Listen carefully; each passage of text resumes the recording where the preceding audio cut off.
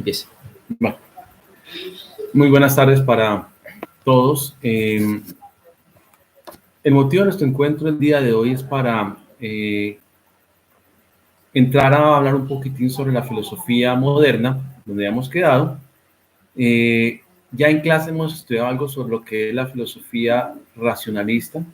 Vimos en clase al señor René Descartes, a Leibniz, y lo último que nos hemos introducido era con el señor Baruch Spinoza, con su idea del panteísmo, que ya habíamos realizado la guía en el periodo anterior. Ahora dejamos el racionalismo y nos vamos a centrar en el empirismo. Para poder entender en qué consiste el empirismo, recordemos que el racionalismo da más importancia al conocimiento racional y cree en la existencia de las ideas innatas. Desecha por completo el conocimiento a partir de la experiencia, porque recuerden que el señor René Descartes nos hablaba de que los sentidos no podían darle certeza de que el conocimiento que adquiría fuera verdadero, dudaba de los sentidos. Y al dudar de la experiencia de los sentidos, pues no consideran que la experiencia sea fruto de un conocimiento verdadero. Aquí, al contrario, los empiristas dan gran importancia a la experiencia de los sentidos. Y para ellos, en la mayoría de ellos, consideran que el hombre nace totalmente como una hoja en blanco, rasa, sin ninguna clase de conocimiento. Y que en la medida en que va teniendo experiencias, esas experiencias se van imprimiendo en esa hoja en blanco, y es lo que va produciendo esas que el hombre va acumulando, y el cual diremos que nace los contenidos que solventan la estructura cognitiva del ser humano. Bien, dentro del empirismo, hoy nos centraremos específicamente en el señor David Hume. David Hume, escocés, nacido en el año 1711 y va a fallecer en el año 1776, nos va a producir un cúmulo de experiencias, primero como historiador, tiene un libro muy interesante sobre la historia de Inglaterra, como economista, pero sus más grandes aportes fueron en el ámbito de la filosofía y prácticamente en el empirismo. David Hume va a considerar que los sentidos, el tacto, la vista, el oído, el olfato, son básicos para el conocimiento del hombre. Y que cada experiencia que tenemos con los sentidos, vamos a producir dos clases específicas de sensaciones. Una, las impresiones del espíritu, las pongo acá en esta mano, por favor, pongamos en cuenta. Y dos, las impresiones derivadas.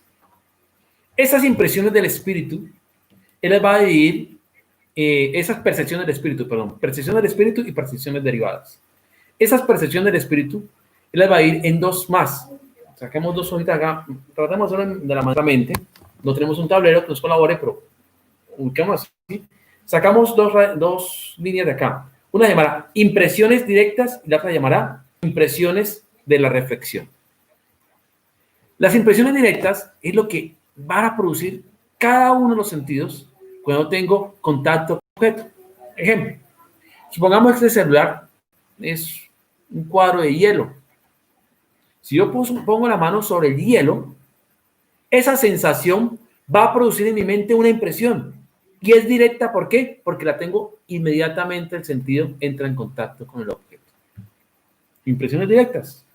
El ver una niña bonita, el degustar una comida deliciosa o de repente algo amargo, son impresiones directas que nacen de la experiencia de los sentidos. La segunda clase de expresión del espíritu son las impresiones de la reflexión. Vuelvo al ejemplo del hielo. Toco el hielo, siento el frío, pero esa sensación no puede de repente ser agradable, de repente sea desagradable.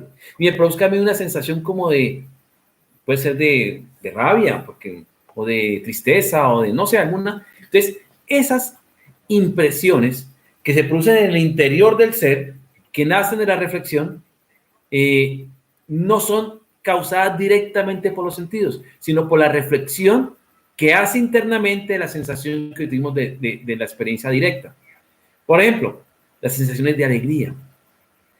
Tuve una noticia agradable, escuché algo o vi algo muy bonito y eso me produjo a mí alegría. La alegría es una impresión interna. ¿Que nace de qué? De la impresión directa que tuvo la experiencia del sentido. Entonces tenemos, reitero, percepciones del espíritu. Percepciones del espíritu siguen en ideas directas, en impresiones directas e impresiones de la reflexión. Dejemos estas percepciones del espíritu acá y las impresiones. Y vamos a la segunda parte, las percepciones derivadas. A esas percepciones derivadas las vamos a llamar ideas. Y son de dos clases, simples y complejas. Pero antes de entender que es una idea simple y una idea compleja, algo que es crucial en todo esto y creo que es la base del pensamiento de David Hume. No pueden existir ideas en mi mente si no han nacido de una impresión. Si no hay una impresión que sea causal directa de la idea no existe. Yo no puedo tener idea, por decir algo, de un mamelfo. Disculpen la expresión. Ustedes no saben qué es un mamelfo. Yo tampoco lo sé, no existe. Yo cómo voy a tener una idea de un mamelfo si no he tenido la impresión de verlo, de sentirlo, ¿no? Difícil. Debo tener la impresión, la experiencia para yo crear en mi mente una idea. Así sea que yo lo vea en una película, por decir algo, un unicornio. Veo la imagen del unicornio, me hago la imagen del unicornio, ¿por qué? Porque tuve la impresión visual del unicornio. Y me hago la idea de qué es un unicornio. Pero según David Hume, no, nunca, nunca, nunca va a existir una idea si no es derivada de una impresión de los sentidos. ¿Ven la diferencia con los racionalistas? Los racionalistas, al contrario, consideran que sí pueden existir ideas y que no necesitan la experiencia para conocer las ideas. Aquí son indispensables la experiencia para que existan las ideas. Ya claro, cómo las impresiones producen ideas, veamos de qué clase son estas ideas. Y hablaremos de dos. Ya les comenté. Ideas directas. La que tengo directamente al tener la experiencia con el objeto que forma una idea en mi mente. Ejemplo. Rojo. Observo un objeto rojo y me hago la idea de lo que es rojo. Una idea directa, simple, sencilla. Ideas sencillas, simples. Estas ideas simples, cuando se asocian dos o más ideas simples, van a producir ideas complejas. Tengo la idea de rojo y tengo la idea de fruta. Asocio estas dos ideas simples y construyo en mi mente la idea de manzana, por ejemplo. Entonces, cuando asocio dos ideas simples, produzco ideas complejas que no son fruto de la reflexión, son ideas que se van produciendo acá. ¿Qué hace que la idea perdure en el tiempo o no perdure? La vivacidad, la fuerza con que vivimos esa impresión. Si la impresión es muy fuerte, va a producir una idea que fijaremos aquí en nuestra mente. Si la idea no es suficientemente fuerte o vivaz, esa idea que se produce con el tiempo desaparece. Ejemplo, una niña tuvo la experiencia, la impresión de un beso, el primer beso que dio. Eso produjo en su cabeza una idea, una impresión fuerte. Y en su cabeza esa idea va a perdurar. ¿Por qué? Porque fue una impresión que fue vivaz y logró adherirse a esa hoja en blanco que le digo a ustedes, que conté al comienzo, y se quedó ahí impresa. Y produjo una idea. De igual manera, la idea de un accidente, por ejemplo. Salgo y veo algo trágico, esa idea, y lo voy a recordar permanentemente. Los recuerdos realmente de nuestras ideas que producimos son experiencias sensibles, impresiones vivaces y fuertes. Yo les puedo preguntar a ustedes si recuerdan, por decir algo, qué almorzaron hace 5 años, 3 meses y 24 días. Muy posiblemente no lo van a recordar. Pero sí tuvieron la idea cuando degustaron el alimento y tuvieron la experiencia sensible. Pero como no fue tan vivaz, no fue como tan fuerte, no sé, la idea estuvo y no perduró. Pero si por el contrario, yo recuerdo una cena exquisita que nunca he probado, con alguien especial, esa idea va a quedarse en mi mente. Si tengo una idea, por decir algo de, me corto un dedo, y produce una impresión, y esa impresión va a quedar esa idea. Cada vez que yo vea un cuchillo y vea sangre, de repente hasta voy a tener la sensación de ese día que me corté. Entonces, esa es la diferencia entre las impresiones y las ideas. Y reitero, estas ideas son simples y complejas cuando se asocian más de dos ideas simples. Retomo, discúlpeme, vamos a hacer un resumen hasta ahorita. David Hume parte de la experiencia de los sentidos. Esas experiencias producen impresiones del espíritu que hablamos acá. Esas impresiones del espíritu son de dos naturalezas. Percepciones del espíritu, perdón. Esas percepciones del espíritu son de dos naturalezas. Impresiones directas, la que tengo cuando toco. Impresiones de la reflexión que se producen internamente y que pueden ser alegría, enojo, disgusto, tristeza, bueno, esas. La otra clase son las percepciones derivadas. ¿Por qué derivadas? Porque se derivan de las impresiones. Cuando tengo una impresión fuerte, se deriva de ella y esas impresiones fuertes que se derivan las llamaremos ideas. Y las ideas son de dos naturalezas, simples y complejas. Simple, les vuelvo el ejemplo, el color rojo. Compleja, cuando uno dos ideas, dos conceptos, rojo y redondo o fruta, pienso en manzana. O si uno la idea de redondo y la idea de que rebote, puedo pensar en un balón. O si les digo, pensemos en tres ideas, rojo, silla y salón de filosofía. En su mente en este momento se están creando y recordando el salón y las sillas que habían de color rojo en el salón de filosofía. Son ideas complejas. Hablamos que estas ideas complejas se producen por asociación. Las asociaciones, y con esto culminamos un poco la idea del señor David Hume, pongamos un poco de atención a esta parte, son de tres naturalezas, tres clases de asociaciones.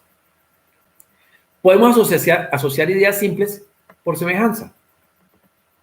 Ejemplo, yo asisto hace 8 días al Museo del Oro en Bogotá y contemplo de repente un cuadro. No sé si era un cuadro, será una pintura. Contemplo una pintura. Y el día de ayer estoy en el Museo de Arte Moderno y contemplé otra pintura. Y hago una semejanza entre las dos. Y de repente encuentro rasgos similares. Pueden ser del mismo autor porque tienen determinado trazo similar. Entonces son asociaciones por semejanza. Cuando comparamos dos ideas simples. Existen otras formas de asociar ideas simples que son asociaciones por continuidad y por el tiempo. Tenemos el ejemplo que tiene David Hume en uno de sus textos.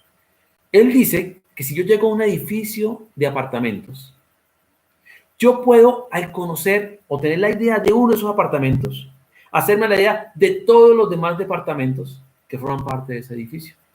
¿Lo hice por qué? Por continuidad. Son continuos, son contiguos a este primer apartamento que yo conocí y estoy asociando los demás apartamentos a este apartamento por continuidad. La tercera forma de asociación es la de causa y efecto. Vamos otra vez al ejemplo del cuchillo. Disculpe que retome pero nos va a ayudar mucho. Tomo el cuchillo, hago una cortadura en el dedo. ¿Qué es lo primero que voy a tener? De repente la sensación de la sangre, el dolor, o el sentir la cuchilla, la hoja de la cuchilla pasando por la piel. ¿Sí? Esas van a producir impresiones del sentido.